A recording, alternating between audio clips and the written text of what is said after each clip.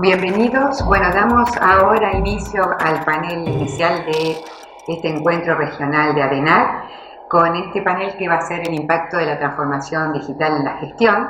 Y en primer lugar les voy a presentar a nuestros invitados, que gracias por colaborar con nosotros. En primer lugar a Sebastián Lascano, que es jefe de marketing y comercialización digital de La Voz del Interior. Silvia Isa, que es directora de la especialización en gestión de tecnologías, perfecto, de nuestra casa, en realidad, de la Escuela de Graduados. La doctora Rosa Argento, que es directora de Levman Asociados y además es la secretaria académica de nuestra casa, de la Facultad de Ciencias Económicas. Ricardo Ruibal, que es presidente de la Cámara, siempre me equivoco, por favor. SIECA es la Cámara de Industrias Informáticas, Electrónicas y de Comunicaciones del Centro Argentino. Bien, muy complicado para decirlo, por eso gracias por ayudarme. Y Claudia Martínez, que es consultora especialista en habilidades blandas y que es también profesora en el MBA de nuestra casa. O sea, todos muy bienvenidos y muchísimas gracias. Y el tema que vamos a hablar hoy es el impacto de la transformación digital en la gestión, que es un tema que realmente nos ocupa y nos preocupa, y tenemos mucho puesto en esto, tanto en clase como en el desarrollo de nuestras actividades, tanto académicas como profesionales. Entonces vamos a ir tomando algunas preguntas, algunos temas, y van viendo para ir respondiendo desde las distintas miradas que tienen de acuerdo al ámbito en donde se desarrollan. Entonces, en primer lugar, como para iniciar el tema, lo que nos interesaría es cuál es el impacto que tiene la transformación digital en la gestión de las organizaciones actualmente. No sé si te podemos dar, Sebastián. Sí. El impacto es tremendo, con todo lo bueno y lo malo de una palabra tremendo. Como charlamos, digamos, implica desaprender un montón de modelos mentales, de modelos de negocio. Aprender, digamos, esta idea de equivocarse rápidamente, que también por ahí en contra de una cultura que teníamos antes, y tiene que ver con la velocidad, digamos, de esta cuarta revolución, que es mucho más impactante a aspectos anteriores, y lo otro también que le pega a las industrias de todas las aristas posibles. Si analizamos, por ejemplo, no sé, la industria automotriz, y bueno, está desde Uber, que no necesita autos para generar un nuevo sistema de transporte, a la autonomía de los autos, a la medición en tiempo real de todo ese tráfico. Entonces no es un cambio, son 50 cambios al mismo tiempo, lo cual nos deja, digamos, paralizados, pero con la necesidad de actuar rápidamente. Bien, me gustaría que eso lo podemos complementar con la mirada. En realidad, el mayor impacto tiene que ver con esta posibilidad de quedar perplejos. Viste que ante algo que te satura, humanamente, o salimos a la acción o nos quedamos perplejos.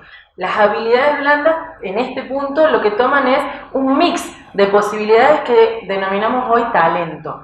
El talento en realidad tiene más que ver con un blend de cuestiones, y ya no nos preguntamos tanto qué hacemos, cómo lo hacemos, sino quiénes somos haciéndolo. Y ese rescale, esa vuelta a mirar las habilidades blandas como potencia de una mentalidad, rompiendo paradigmas, rompiendo estructuras, hace que la administración tenga mucho complemento en el diseño. Cómo diseñamos el atraer talento, el desarrollarlo, el ser quizás organizaciones escuela que vamos desaprendiendo y aprendiendo en función a lo pragmático, pero también a lo que podemos sostener. Y el anclaje en valores como algo insustituible, y una conversación que a lo mejor antes no se daba en las organizaciones con fuerza más allá de la calidad, y hoy tiene que ver más con una identidad que nos haga sostenibles en el tiempo. Es recuperar este mix. Bien, a partir de lo que acaba de decir Claudia, creo que Ricardo vos podrías dar otra mirada además desde lo tecnológico. Exactamente, creo que desde lo tecnológico y un poco también del lado empresarial. Nosotros desde la Cámara, una entidad que agrupa más de 110 empresas, un poco de rubros obviamente vinculados a la tecnología, pero estamos viendo que hay una gran necesidad de transversalidad en cuanto al uso de tecnologías en la industria, porque históricamente, digamos, había gran cantidad de industrias que venían haciendo las cosas de una determinada forma y hoy por hoy tienen que cambiar, están obligadas a cambiar un poco por el nuevo paradigma de trabajo, donde una gran empresa puede tener una competencia en un par de chicos, en una startups, en un garage, porque técnicamente, hoy por hoy, el estar al alcance de la mano, en lo que es los desarrollos informáticos y la tecnología, prácticamente se pueden equiparar los conocimientos. Obviamente, una empresa grande tiene mucho más espalda para salir, pero le puede hacer mella a la otra.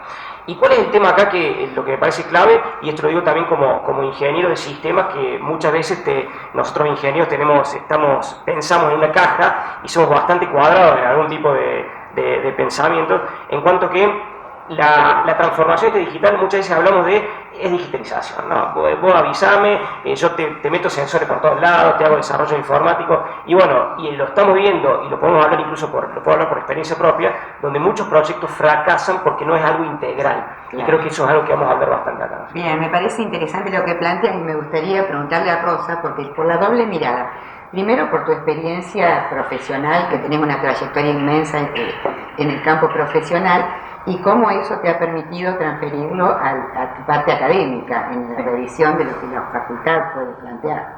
Es totalmente coincidente con las miradas que estamos poniendo sobre la mesa.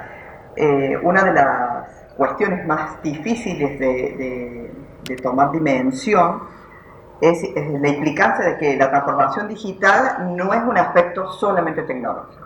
En primer lugar, no es un aspecto que atañe a un área en particular de la empresa, ni solamente al producto o al servicio que estamos ofreciendo como propuesta de valor. Es multidimensional y no solamente afecta a todas las áreas, hablo desde el área de operaciones, el área de tecnología, el área de recursos humanos, el área de relaciones institucionales, a todas las áreas, sino que también afecta a todas las dimensiones del negocio.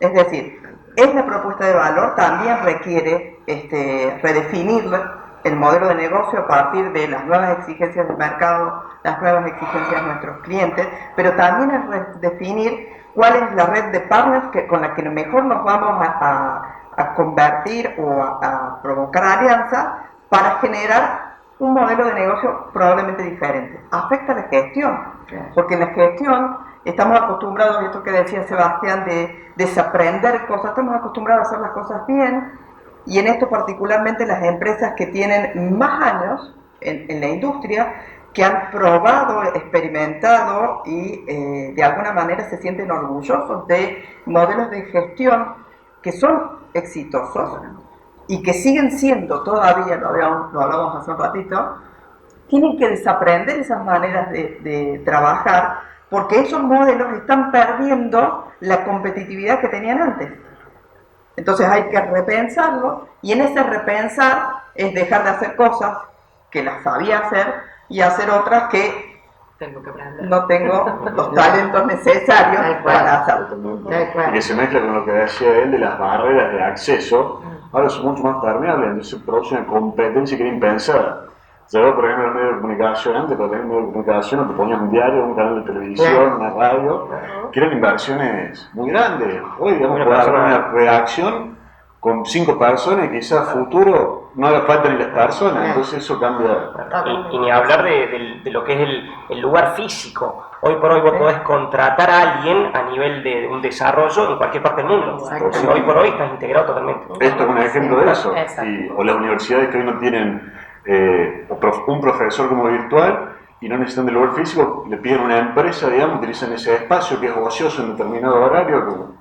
Bueno, y a nosotros como profesores, ahora desde el lado académico, también te lleva a repensarte globalmente. Nosotros, los que teníamos el dominio, digo, porque esto es un ejercicio del aula, tenemos que realmente preguntarnos el nuevo espacio de educación, porque muchos de nuestros alumnos, incluso en las organizaciones, llegan ya sabiendo lo que nosotros pretendíamos era el manual. Y eso te desafía a hacerte otras preguntas. En la organización pasa lo mismo. Ya esto es estanco, de hecho, las nuevas ciencias.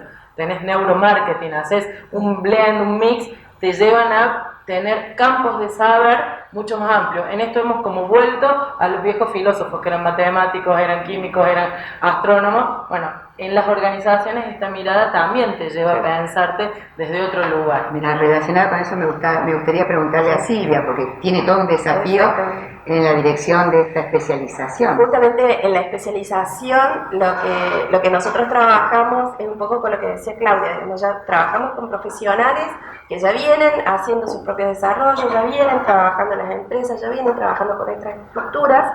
Y una de las cosas que nosotros les decimos al inicio es que tienen que aprender otro lenguaje de comunicación. Ellos tienen que comunicarse desde otra manera.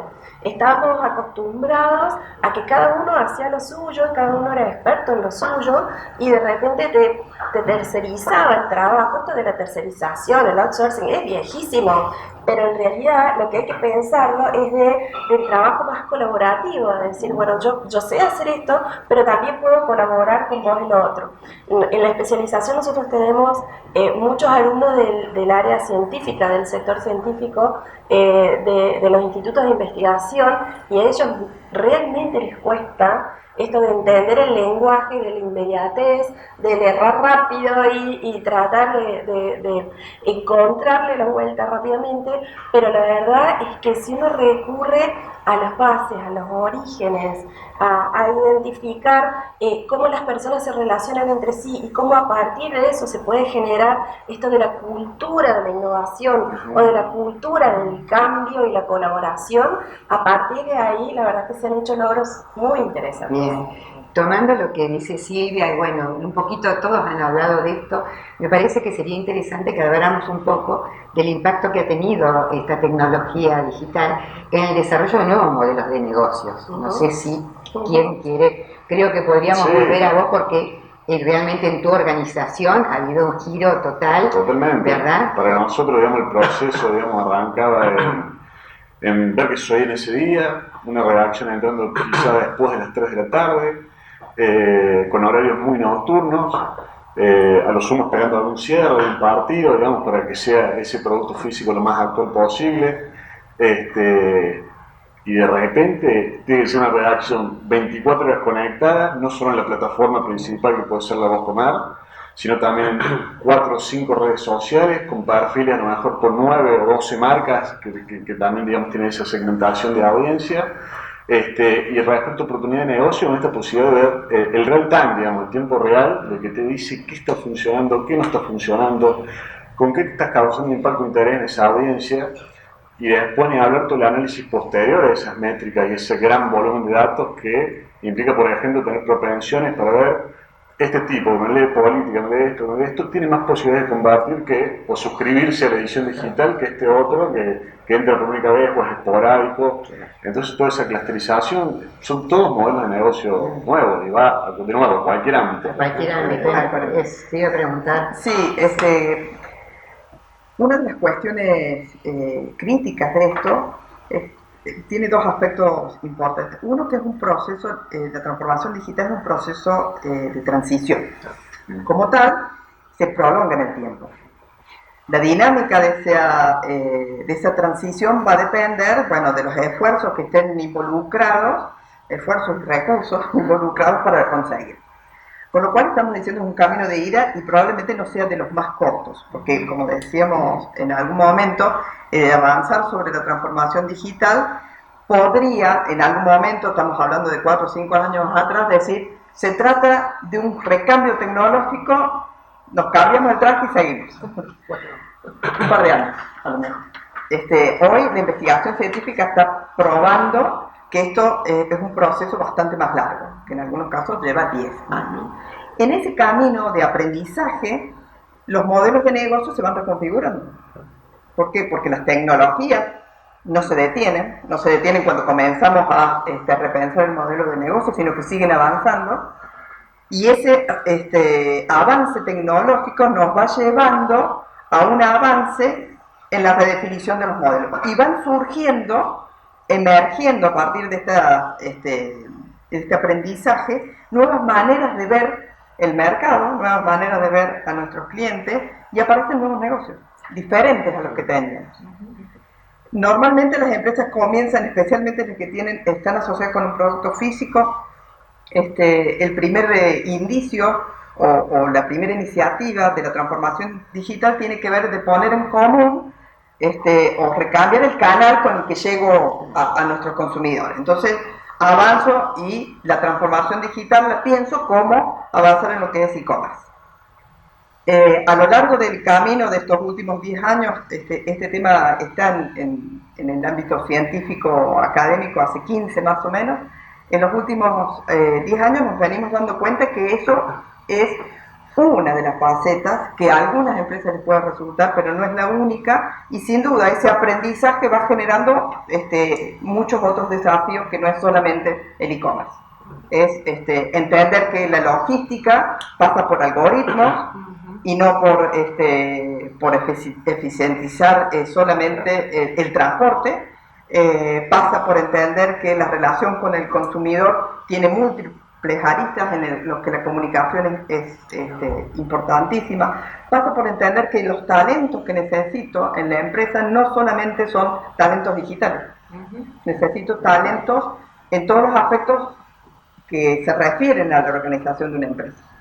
Claro, y por ejemplo, mirándolo desde el aspecto tecnológico, ¿crees que ya hay un claro entendimiento de este fuerte vínculo de lo tecnológico con la generación de negocios? A ver, hay algunas cosas que están cambiando y que están cambiando para bien. Y te voy a dar un ejemplo particular. Históricamente, hace varios años atrás, cuando por ahí desarrollaba una aplicación móvil, ¿no es cierto? Un emprendedor tecnológico se mete en una aplicación móvil tecnológico o no tecnológico que utilice tecnología, ¿no es cierto? Se metía a desarrollar una aplicación móvil. Muchas veces cuando se sentaban, hablaban, armaban su modelo de negocio y hasta que no tenían la aplicación a la perfección no la largaban al mercado. Lo cual por ahí pasaba mucho tiempo de desarrollo y cuando la largaban al mercado ya las cosas habían cambiado y su modelo de negocio era impráctico. Entonces vos veías emprendedores que le metían una cantidad de garra, esfuerzo, recursos que no tenían para hacer algo que al final fracasaba. Te sentabas, hacías una cantidad de herramientas, hacías un foro, una cantidad de cosas y buscabas una cantidad de explicaciones para decir por qué había fallado, lo que era una obviedad que iba a fallar. Ahora se utiliza mucho lo que es el MVP, el producto mínimo viable. Entonces, yo hago algo, tengo una idea futuro, pero dame lo mínimo para que el mercado me la testee, para que todo el mundo, para tener beta testers por todos lados y que me den feedback para justamente poder cambiar mi modelo de negocio, para poder desaprender lo que originalmente había pensado. Entonces hoy por hoy, cuando yo hablo con muchos emprendedores que me dicen, tengo mi negocio pensado para 5 años, le está agarrando, le digo, de entrada, porque no sabemos qué va a pasar en un año. Ni hablar de Argentina, ¿no es cierto? Decimos aparte. Pero es un desafío más que importante. Pero me parece que eso es importantísimo. Entonces, con los famosos MVP, la cosa por lo menos se está encarando mucho mejor. Eso tiene que ver con lo que planteaba Sebastián, ¿verdad? Con esta necesidad de cambiar rápidamente. Justamente esto del MVP, cómo atraer, digamos, recursos para organizaciones por ahí como la nuestra, que tienen que tener esa mentalidad MVP que está en las startups, por ejemplo, digamos. Entonces también es esto, por ahí nosotros muy concentrados en ese producto perfecto y que te pasa un año hasta que lo lanzaste, digamos, cuando a lo mejor en 20 días por lo menos te das una idea. Claro, creo que Claudia podría decirnos cómo trabajan en las organizaciones este tema, porque en realidad, como planteaba Rosa y decían ustedes, las organizaciones vienen con un modo de trabajo y bajo un paradigma determinado cuesta mucho romperlo, ¿no? Lo más costoso es el cambio cultural. En realidad, allí es toda una revisión respecto de tu propio modelo y aquellas cuestiones que son inamovibles y en donde tenés que poner habilidades y competencias tan claves como la flexibilidad. Si la mentalidad no está habilitada para la flexibilidad, probablemente seamos dinosaurios que estamos destinados a extinguirnos por más que seamos los más poderosos del momento. En ese punto es donde una organización, independientemente de la cantidad de trayectoria que tenga, incluidas instituciones súper validadas, tenemos que preguntarnos cuán flexibles somos, y ahí tiene mucho que ver lo transgeneracional también, e invitarnos a descubrir quizás en un nuevo, vamos a decirlo, de edad, de experiencia, de lo que fuera, un aporte que quizás cambie el modelo de negocio o el concepto que estamos teniendo sobre lo que hacemos y lo bien que hacemos, o lo bien que lo podemos vender, o lo bien que lo podemos aportar a la comunidad en la cual participamos. En realidad el aporte está en transformarnos desde la flexibilidad para ser aprendiendo constantemente, y en esta revisión que tiene esta inmediatez. Las grandes organizaciones hoy quizás se ha instalado la gamificación. ¿Qué es esto? Hacer jugando algunas cuestiones. ¿Por qué? Porque es más rápido, tiene menos resistencia y aparece el error y el disfrute, que es algo que hoy se está incorporando organizacionalmente como un aporte que potencia. ¿Qué? El valor de la empresa, el valor del producto, el valor de lo que hacemos. Implica romper muchas cosas. Quizás ese romper duele más, cuesta más, o es parte de sanar como organización porque teníamos algunas cosas instaladas que nos ralentizaban respecto a esto. De esto de las estructuras organizacionales, es interesante también identificar esto de los cambios de estructuras piramidales y toda esta cuestión como más de origen, y empieza a verse mucho el trabajo por proyectos, el trabajo por células.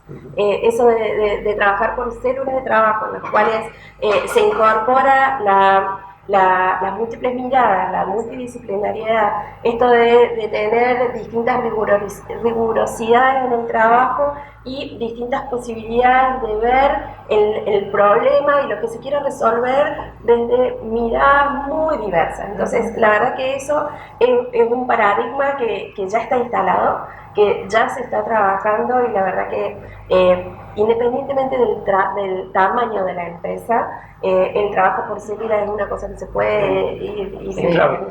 Al respecto, hicimos una investigación acá en nuestra casa, trabajando sobre el relevamiento, la indagación sobre qué pasaba en las empresas de Córdoba.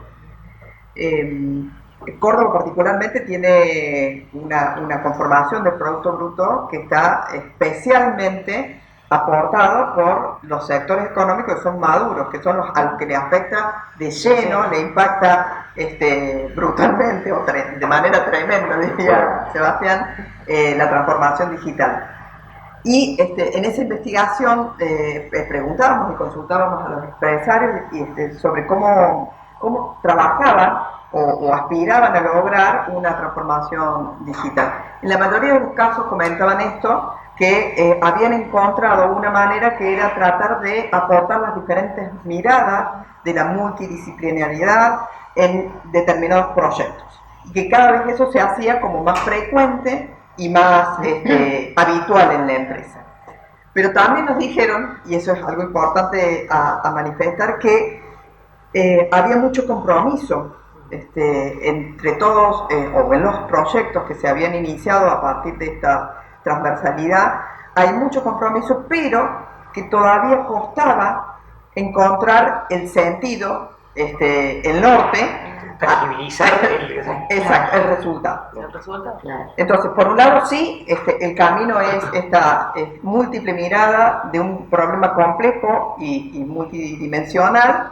Se están andando o empezando a andar una avenida de transformación, pero está claro que en algunos aspectos es difícil que, digamos, se encuentran dificultades en provocar ese cambio completo que estamos buscando. Eso tiene que ver con las modificaciones. ¿Ustedes creen que ya están claras las modificaciones que esto ha provocado en el rol, en las capacidades que tienen que tener los directivos, los conductores, los administradores? No, Claro. ¿No? yo creo que desde el hecho que cuando uno analiza cuáles van a ser las carreras del futuro, se dice que el 60% todavía no existen, digamos, para chicos por ahí que tienen menos de 5 años.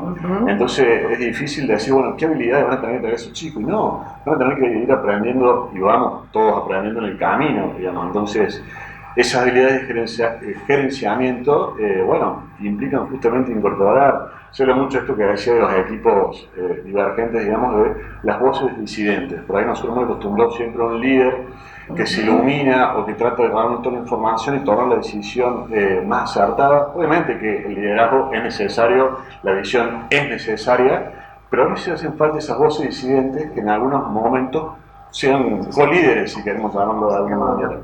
Y eso es parte de la gestión. Claro, hemos visto, y hay varios ejemplos a nivel mundial, que muchas empresas, con un poco lo que hablamos, cuando tienen que cambiar y hay que romper muchos esquemas, están optando o están probando en trabajar con administraciones duales. Entonces se maneja una célula distinta, una administración dual, con un pensamiento dual, algo que moleste al resto, pero le das autoridad y que vaya. Entonces vos trabajas con tu estructura estándar, todo perfecto, y la otra la dejas. Entonces de esa forma también tenés feedback para convencer un directorio, trabajar con la gerencia. Entonces es algo que obviamente no cualquier empresa lo puede hacer, pero bueno, es algo que por lo menos está empezando a funcionar y funcionar bien. Y que muchas veces la recomendación es alojar afuera de la empresa para que no se pregne de toda esa cultura que por ahí es otra. Ahí estamos hablando con el tema de la famosa innovación abierta. Muchas veces antes se hablaba de decir, bueno, yo innovo y bueno, yo me quedo con lo mío, che, no te vas a contar ni a tu familia ni a tu mujer porque va a salir por todos lados. No, hoy se habla al revés, tiralo para todos lados, compartí, porque la co-creación, hoy se habla mucho de eso, de co-crear algo de dinero.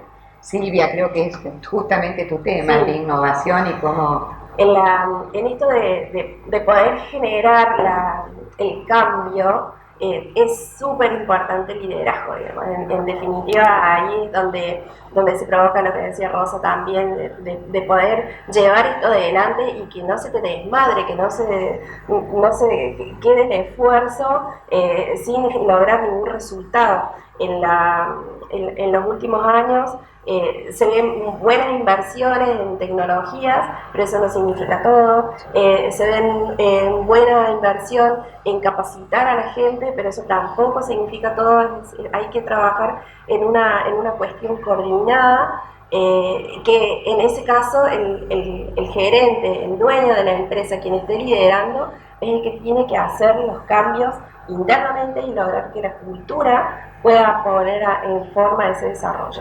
Justamente eso pensaba para preguntarle a Claudia, si te resulta fácil o accesible que aquellos conductores superiores se suban a este cambio. Depende, sería la respuesta correcta a la pregunta. En realidad, tenemos en el modelo de trabajo ya desde la consultoría, ahí en Córdoba sobre todo, dos tipos de modelos de trabajo. Tenés mucha empresa familiar, donde tenés un fundador o fundadora que ha generado un proyecto exitoso y allí el desarmar prácticas que te han llevado al éxito es difícil. Porque aquello que te ha validado y ha generado y ha hecho que pienses una sucesión y una trascendencia en el tiempo, es difícil aceptar que quizás ya no lo tenga que utilizar más, ni que mis hijos, mis nietos y aquellos que van a conducir, allí hay una resistencia mayor. Como cualquier cambio, declararnos analfabetos tecnológicos es una declaración fuerte para cualquiera y más para un líder, aquellos que son el modelo ejemplar. En otro tipo de organizaciones, sobre todo de algunos sectores, está tan instalado que debemos ser que hay una inconsciencia respecto de qué implica. Es decir, tenemos que ir a la tecnología, tenemos que contratar chicos jóvenes, pero no entienden ni para qué, ni cómo se suman las fuerzas, ni las potencias. Hay una descoordinación que termina siendo un scrap, un costo que a veces decimos, no invierto más, porque en realidad llevo sosteniendo tanto tiempo esto, no vi ningún resultado. Lo ideal es, en esto, sentar las buenas preguntas que nos llevan a decir, yo, siendo que quién soy en este momento, bueno, ¿qué tipo de liderazgo ejerzo? Y cuán bueno soy para romper algunas estructuras propias, porque es honesto decir, no puedo, no sé, y ahí es donde aparece un liderazgo situacional, que vos decís, y el proyecto es el mejor modelo para esto. ¿Quiénes de nosotros somos los más aptos en la organización o fuera de ella que podemos aportar un resultado con mayor eficiencia?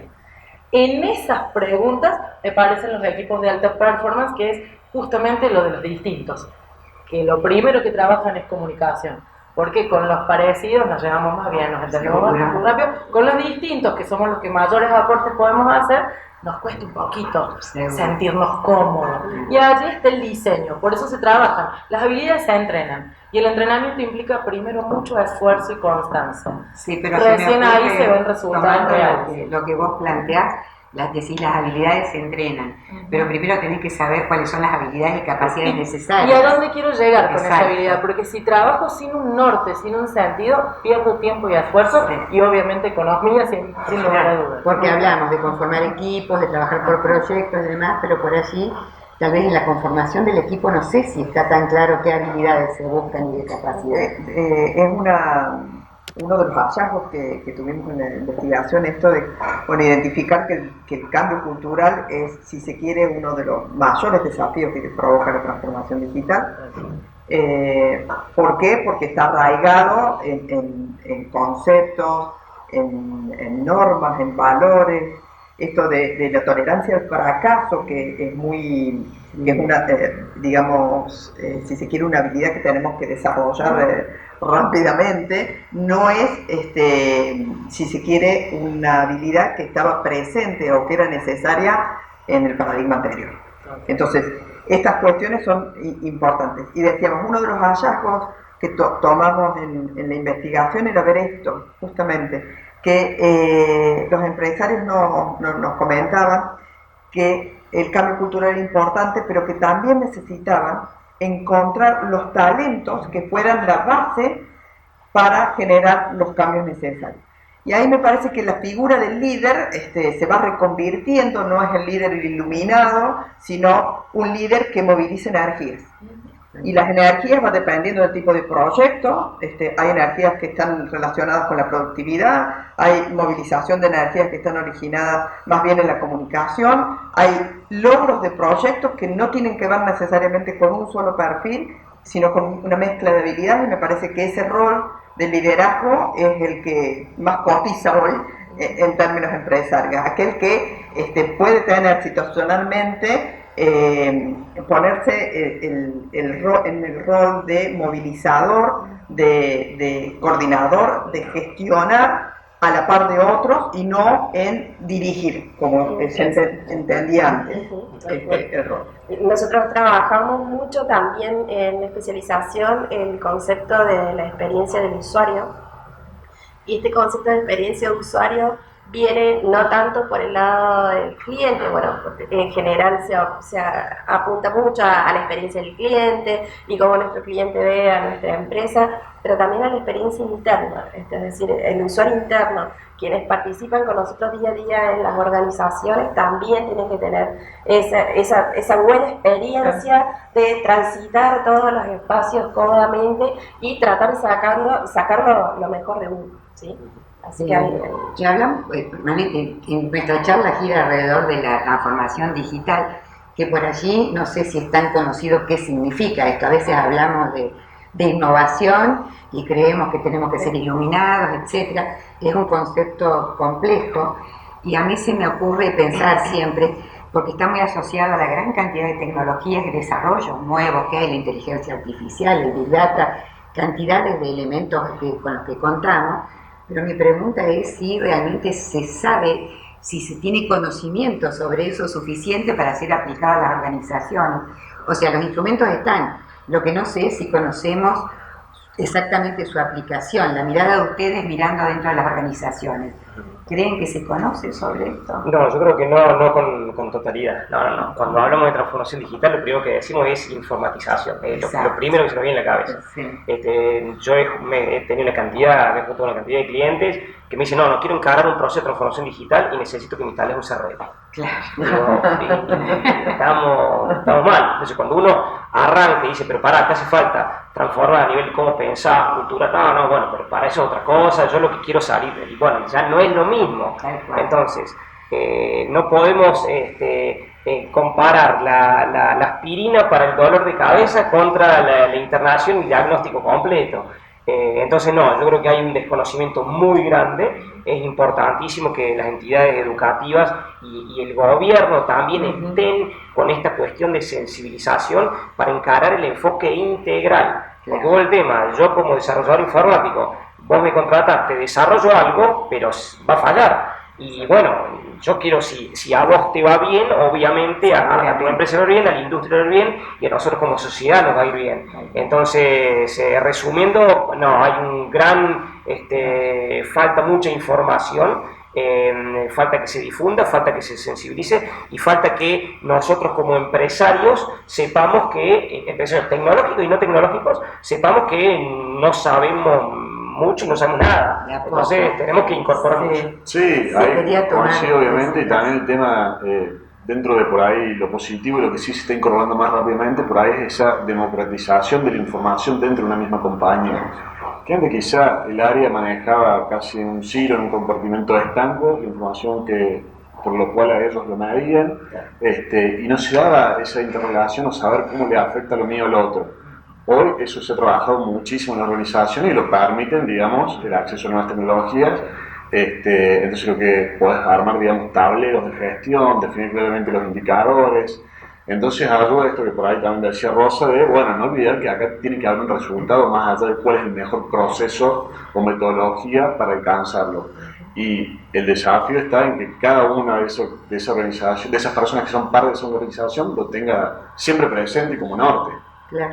Me animo a dar algunas aristas de este concepto. En primer lugar, creo que la transformación digital no le afecta a todas las empresas. A las nativas, claro, a las nativas digitales normalmente no les afecta. ¿Por qué? Porque han sido nacidas a partir de un paradigma diferente. Entonces, puede impactarle el recambio tecnológico o las sinergias de algunas tecnologías, pero la transformación digital no es un tema de ello. Y cuando pensamos en las tecnológicas nacidas de hace mucho tiempo, nos damos cuenta que no sé si tienen este problema de la transformación digital. Si pienso en un Google, si pienso en un Waze, si pienso Spotify, no tienen problema de transformación. O sea, la transformación no es para ese tipo de empresas, no es una problemática propia, es una problemática propia de las empresas que han nacido en otro paradigma. Y cuando decimos han nacido en otro paradigma, son empresas tradicionales en sectores de un ciclo de vida del sector maduro, que ya llevan años transitados y que justamente por haber modelizado negocios exitosos con buenos resultados, continúan en ese tránsito. Y después, tratando de dar alguna explicación al concepto, porque es un concepto que va dinamizándose a medida que se va produciendo la investigación científica, estamos, en general, todos coincidimos en que es un proceso de transición. Es un proceso de transición hacia donde la incertidumbre que genera el proceso de transformación digital es monstruosa. ¿Por qué? Porque no sabemos a dónde nos lleva este conjunto disruptivo de sinergias que se van acoplando entre tecnologías diferentes. Pero también es cierto que la sustentabilidad de la empresa es el norte. Entonces es un proceso de transición que involucra varias dimensiones. Dentro de esas dimensiones estamos hablando, tenemos que modificar modelos de negocio, tenemos que modificar el sistema de gestión, tenemos que modificar o adaptar nuestros talentos, tenemos que modificar o adaptar nuestra cultura, tenemos que generar nuevas iniciativas que nos lleven a la sustentabilidad. Ese sería el norte. Y por ahí el concepto de sustentabilidad de la empresa es el que mejor o de la organización, es el que mejor nos ciñe en un saco de una economía de mercado, si se quiere. Sí, y vos sabés que justamente el concepto de sustentabilidad es lo más nuevo que está apareciendo en esto como concepto integral, porque muchas veces es como que la empresa no tenía eso en el norte, sino que al contrario venía empujada por el tema de necesito ser rentable, necesito ser competitivo, me estoy quedando atrás. Entonces no era que era su objetivo, sino que la venían pechando, es decir, ¿a dónde vamos? Porque algo me está llegando puesto. Y ha surgido este concepto de la sustentabilidad como algún alivio para decir, bueno, efectivamente lo que yo necesito es ser integral en todo esto y poder avanzar claramente hacia donde el norte me está indicando, hacia donde tengo que identificar. Y vinculado con eso, bueno, hay muchos, por supuesto que aquí surgen un montón de temas relacionados. y a los cuales están expuestos nuestras organizaciones. Y te miraba, Silvia, porque digo, en este momento el tema de la innovación es un tema que está muy presente, y también como estos que han nombrado, tenés que ser innovador obligatoriamente, y por allí creo que no saben cómo ser innovadores. Sí, y en esto de la innovación justamente también pasa, como en el concepto de transformación digital, también pasa que hay como mucho desconocimiento de qué se trata, digamos. En definitiva, en esto de ser innovadores parece que todos tuviéramos que generar el invento del siglo, y no es así, digamos. En realidad lo que hay que hacer es tratar de ser creativo y generar cosas que funcionen. O sea, el invento se diferencia de la innovación. El que el invento no funcionó, el invento quedó ahí y nadie lo adoptó. En este caso, la innovación son cosas que se adoptan, que la gente quiere hacer, que la gente quiere probar, que la gente quiere utilizar, usar. Entonces ahí es donde el equipo de trabajo tiene que ser un equipo creativo.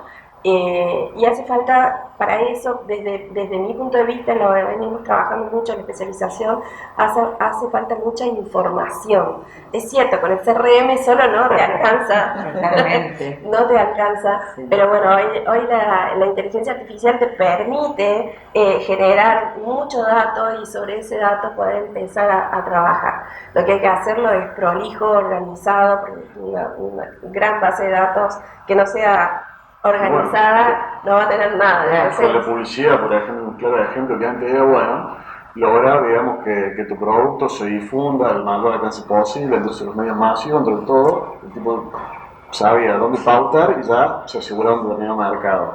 Hoy no solo es llegar, sino es llegar en el momento indicado, a la persona indicada, con el producto indicado, y todavía no ingresó, digamos, dentro de esto lo que sería el entendimiento del estado de ánimo de esa persona, digamos, saber en algún momento esa persona en ese momento está triste, está alegre, está confundida, porque no es lo mismo comprar un viaje a lo mejor confundido que comprarlo, digamos, en medio de un estrés, un caos laboral, digamos. Cuando la inteligencia artificial logra incorporar eso, se vuelven a haber posibilidades de negocio. De cualquier manera, la tecnología ya ha facilitado muchísimo. Sí. A eso me refería yo, o sea, la tecnología la tenés disponible, el caso es si sabes utilizarla, que creo que a lo que vos estás. Y ahí nos estamos metiendo en un tema también para discutir si toda la tecnología hace que vos tengas, digamos, libre albedrío, por así decirlo. Pues yo puedo hablar mucho con vos, pues ahora, mira, a vos te gusta tal cosa, y te puedo inferir tal cosa. Lo hemos visto con Cambridge Analytics, con Estados Unidos, con las cosas. Entonces, hay que ver hasta qué punto es libertad o es imposición subjetiva por la tecnología. Es parte de estas preguntas. Pues, volviendo a lo anterior, de si sabemos de qué se trata. En realidad, no sabemos, y estamos en una etapa de sensibilización para aquellos que no son nativos digitales. ¿Qué hace, por ejemplo, esta casa de estudio y aquellos que nos preguntamos sobre saber? Es preguntarnos cómo trasladamos a quienes necesitan transformarse justamente las preguntas que les hagan sentido para encarar semejante esfuerzo. Pero hay toda una cuestión de resistencia basada en el miedo por la competitividad que implica la transformación que me reemplace. ¿Sí? Los humanos tenemos esta cuestión de, bueno, hasta dónde innovamos o hasta dónde te mostramos cuán bueno puede ser otra opción para que lo tomes como alternativa. Allí hay un trabajo también que tiene que ver con la concientización de cómo diseñamos que estos procesos para quienes tienen que transformarse generen potenciación y no toda una actitud o resistencia que en realidad es una secuencia de impedimentos. El que sepan cuándo llegar a nosotros y en qué estado de ánimo estamos es un algoritmo. Y cuando uno desarrolla habilidades, tiene que saber que ese algoritmo te facilita lo situacional a lo mejor de una toma de decisión. Y también puedes manipular y generar desastres. Lo hemos hecho históricamente sin la tecnología también. Ahora es más hemos manipulado sin la tecnología también. Lo cierto es saber que la herramienta está en función de un usuario y la nobleza o ética de esa herramienta dependerá de los objetivos que le pongamos en su uso y en la cultura que traspase toda esta dinámica. Bien, miren, esto da para muchísimo y podríamos estar horas hablando, Pero me gustaría ir medio haciendo un cierre y en relación a esto, y la mirada desde cada uno de ustedes, de distintos espacios, desde fuera de la universidad, ¿cómo ven la contribución de la universidad en relación a esta temática, hacia la gestión, hacia el manejo de esta tecnología digital? Si la universidad creen que está respondiendo actualmente o si estamos también en un proceso de transición. Podemos empezar por una mirada externa que pedirían y después ver qué estamos haciendo desde dentro. Sí, yo creo que un poco con lo que decías vos de esto del diseño, pensando en el usuario, el diseño de servicios que ahora toman los gobiernos, las universidades también tienen que así como, no sé, las empresas ahora están hablando de mapas de empatía y se hacen y se trata de ver a sus usuarios de múltiples dimensiones, la universidad también tiene que ir por ese camino de empatizar, de ponerse, digamos, en el lugar de otro que le están demandando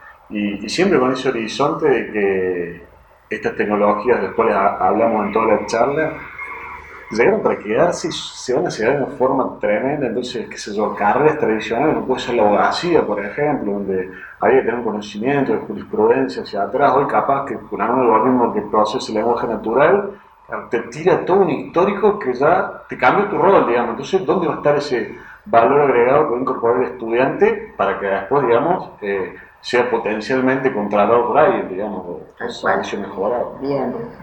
Sí, a ver, si en mi mirada, por dos temas. Punto número uno, la inmediatez del cambio, la necesidad de la rapidez de tener todo ya, hace que a nivel empresario le exijamos a las casas de estudio que sean ágiles, lo cual es un tema monstruoso y creo que me van a echar si llego a decir algo de eso acá.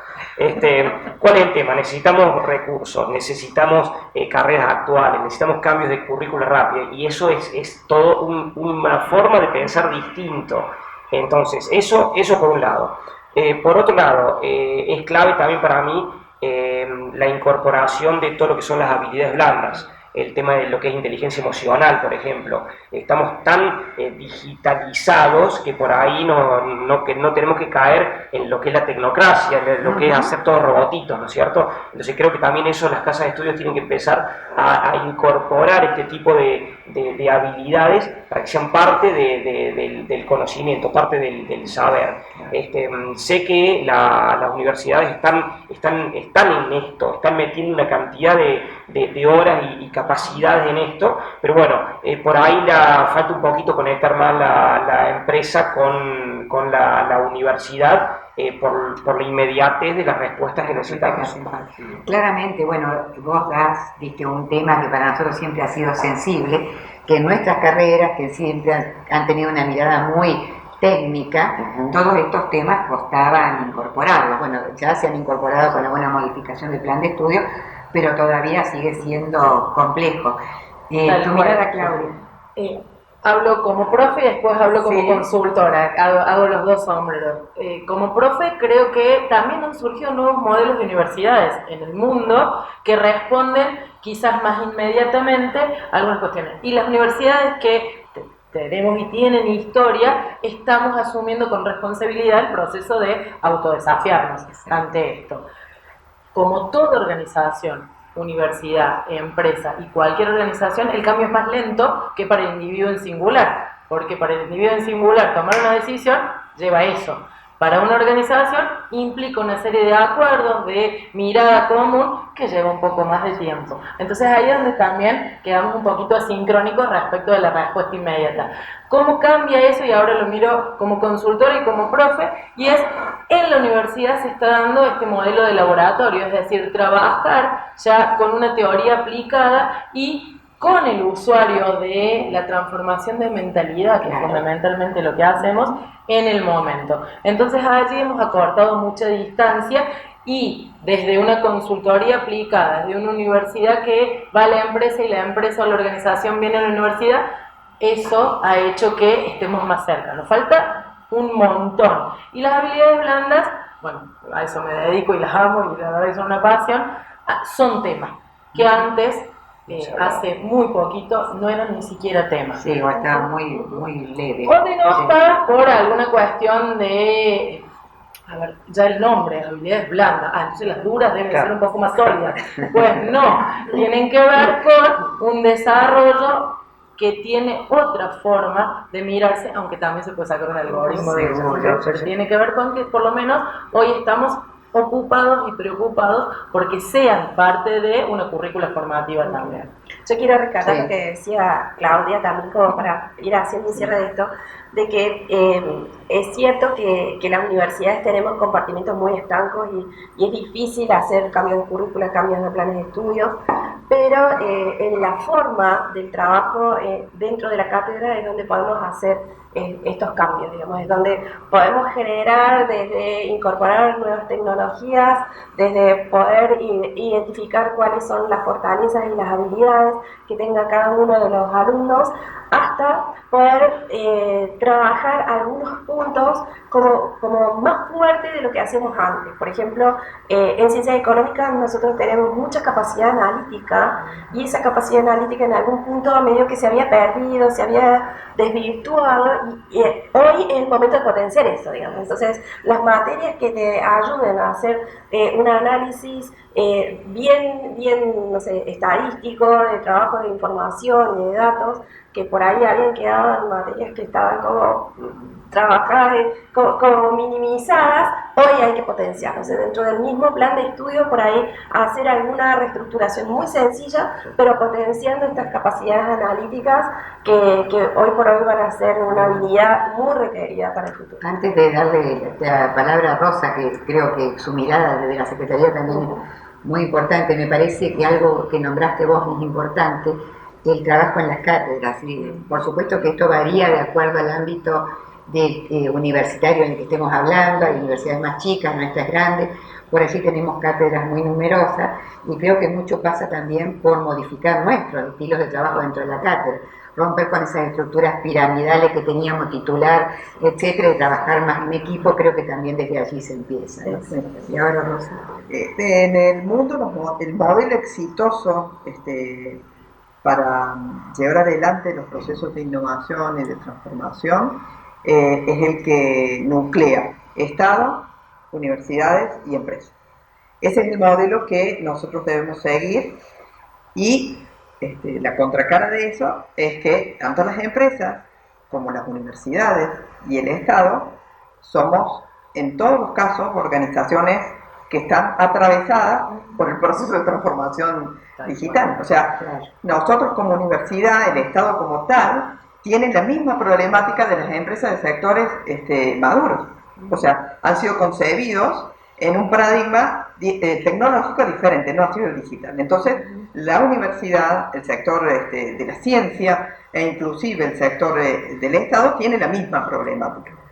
Por eso creo que es indispensable que desde los roles que cada uno asumamos en alguno de estos sectores, en el sector empresario, en el sector educativo o en el sector empresarial, busquemos los mecanismos que generaban o que generan la flexibilidad. O sea, pensar otros modelos de trabajo, otros proyectos que nos permitan justamente, y retomo lo que creo que Ricardo dijo al comienzo, que seamos una sociedad mejor.